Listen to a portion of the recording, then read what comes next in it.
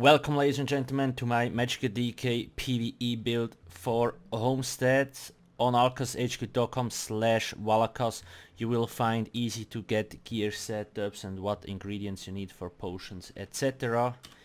Now let's just see, like, we are using the 5th Mundus stone, and if you want you can be a vampire, but it's not necessary. Then gear wise, basically 2 Grofgar, it's still the best setup there is. 1 heavy, 1 medium, and then we use 5-piece burning spellweave. This is the best set for most classes next patch, Magicka wise. So make sure to have all in divine, and we want 5-1-1 simply because of the undaunted passive, if you're unfamiliar with that. Then jewelry, 3 moon dancer.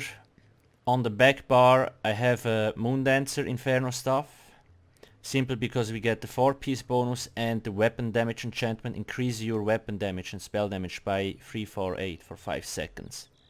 I will explain in a second why I have this on the back bar. On the front bar, Maelstrom, Inferno, both need to be sharpened. Sharpened is the best trait. If you don't have Maelstrom weapons, you could use Moon Dancer on both bars. If you don't have that, just go check out my website. I got everything covered.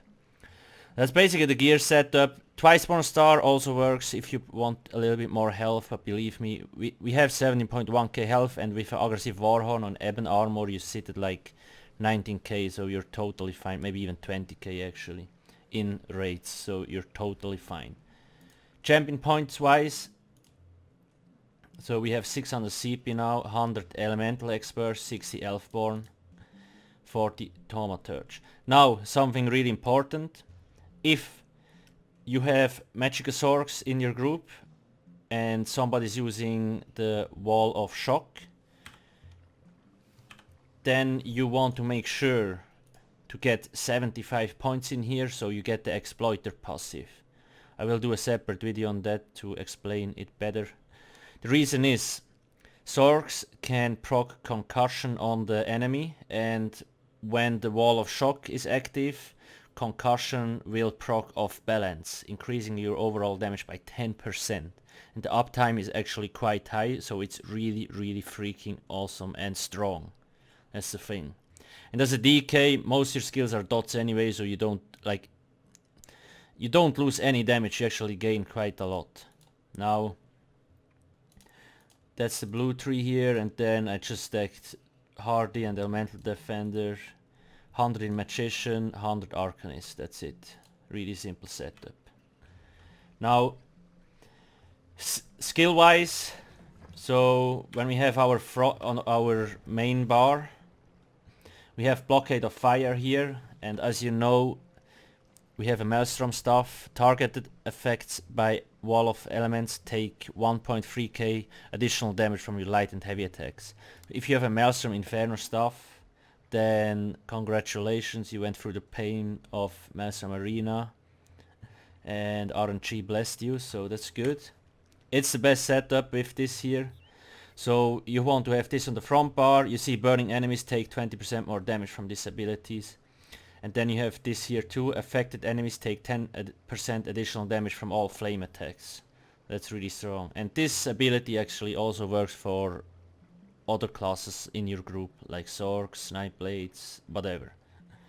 Then Burning Embers, this single target dot, also has a really strong heal. Then Molten Whip, this is your main like damage ability when you do not reapply dots. Again, this one needs to be on the enemy all the time.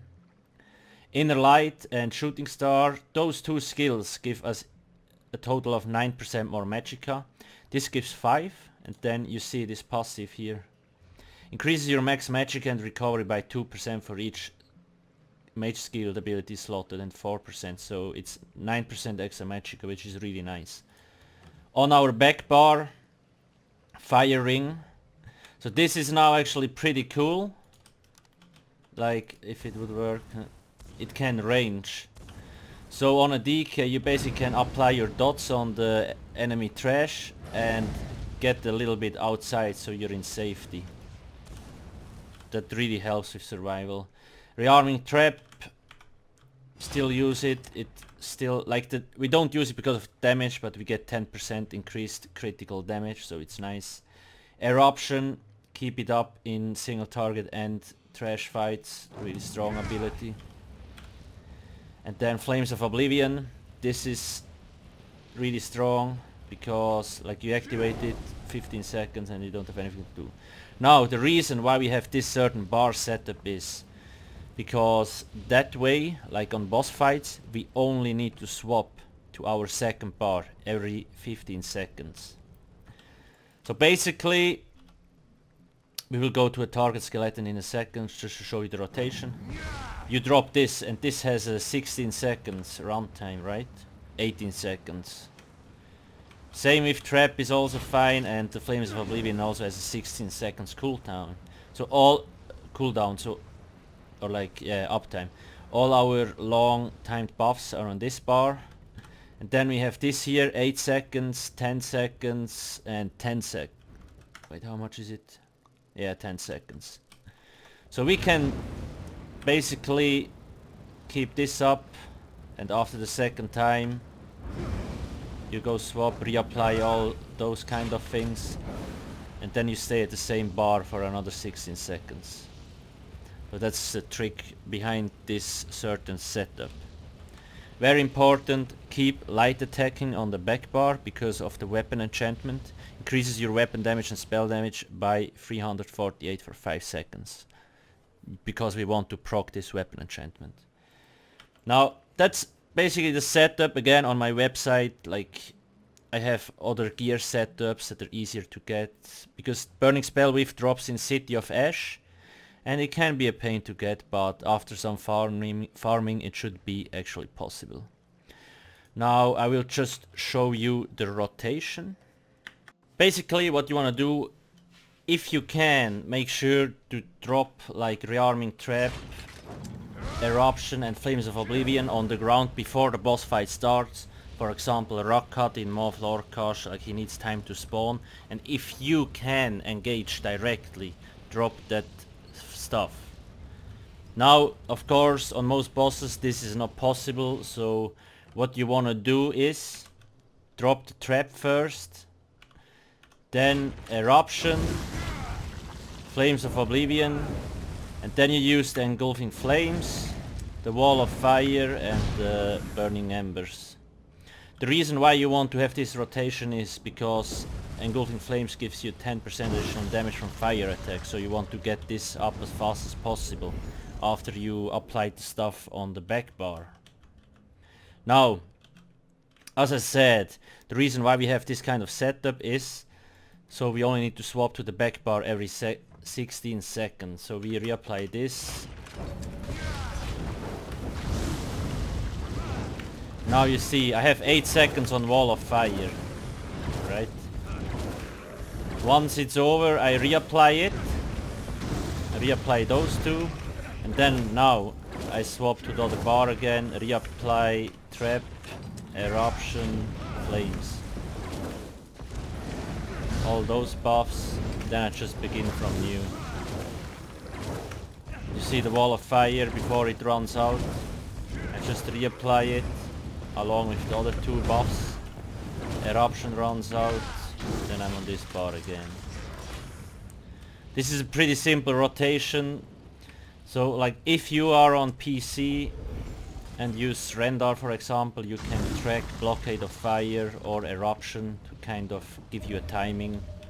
There is more complicated rotations, but it's just if you fight in like in trials, the simpler the rotation the better, because then you actually can look at your environment and avoid getting killed by stuff.